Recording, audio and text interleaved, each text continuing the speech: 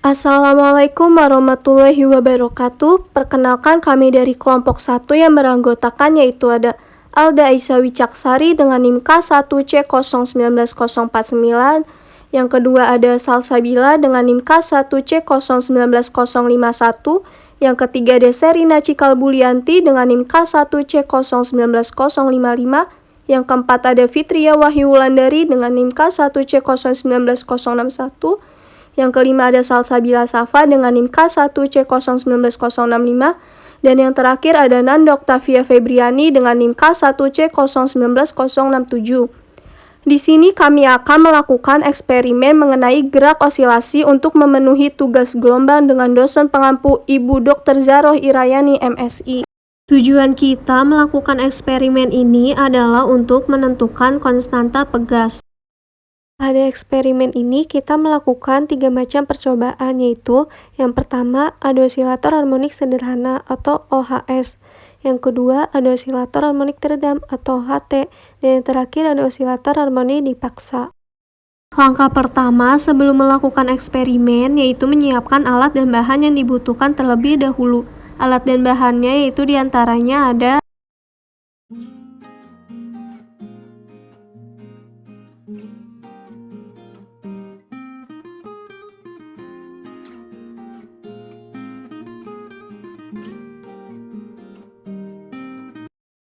Setelah alat dan bahan disiapkan, kita lanjut ke langkah kerja pertama, yaitu pada osilator harmonik sederhana atau OHS.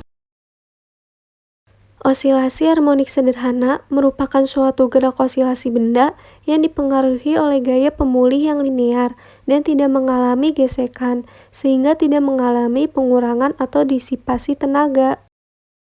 Langkah kerja pada osilasi harmonik sederhana yaitu menggantungkan pegas ke kipas angin sebagai pengganti statif. Kemudian ukur terlebih dahulu panjang pegas. Ukur panjang pegas setelah diberi beban, kemudian ditarik ke bawah sepanjang 5 cm.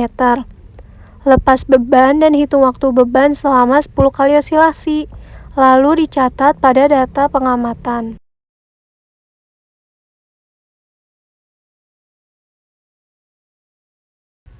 Ini adalah hasil simulasi dari osilator harmonik sederhana. Berikut adalah hasil grafik dari osilator harmonik sederhana. Langkah kerja kedua yaitu pada osilator harmonik teredam atau OHS. Osilasi harmonik teredam merupakan gerak benda yang dipengaruhi oleh gaya penghambat atau redaman, yang menyebabkan amplitudo osilasi berkurang secara perlahan terhadap waktu sampai akhirnya berhenti. Langkah kerja pada osilasi harmonik teredam yaitu hampir sama dengan osilasi harmonik sederhana. Bedanya setelah pegas diberi beban, di bawah beban diberi redaman berupa cairan seperti air. Kemudian beban ditarik ke bawah sampai menyentuh cairan. Di sini kami menarik 5 cm ke bawah. Setelah itu lepas beban dan hitung waktu beban selama 10 kali osilasi. Lalu dicatat data pengamatannya. Ini adalah hasil simulasi dari osilator harmonik teredam. Berikut adalah hasil grafik dari osilator harmonik teredam. Osilasi harmonik dipaksa menunjukkan fenomena pemberian gaya luar dengan 3 jenis frekuensi, yaitu W lebih besar daripada W awal, W sama dengan W awal, dan W kurang dari W awal. Cara kerja pada osilasi harmonik dipaksa yaitu dengan memegang pegas pada tangan. Pada osilasi harmonik dipaksa ini ada 3 ketentuan, yaitu yang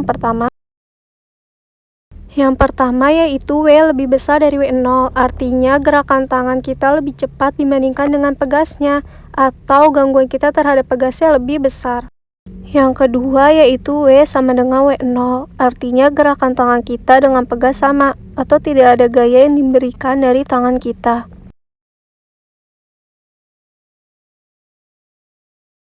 Yang terakhir yaitu W kurang dari W0, artinya gerakan tangan kita lebih lambat dari pegas tersebut.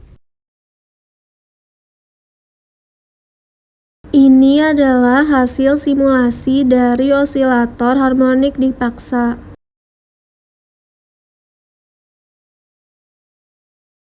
Sekian presentasi dari kelompok kami, kurang lebihnya mohon maaf. Wassalamualaikum warahmatullahi wabarakatuh.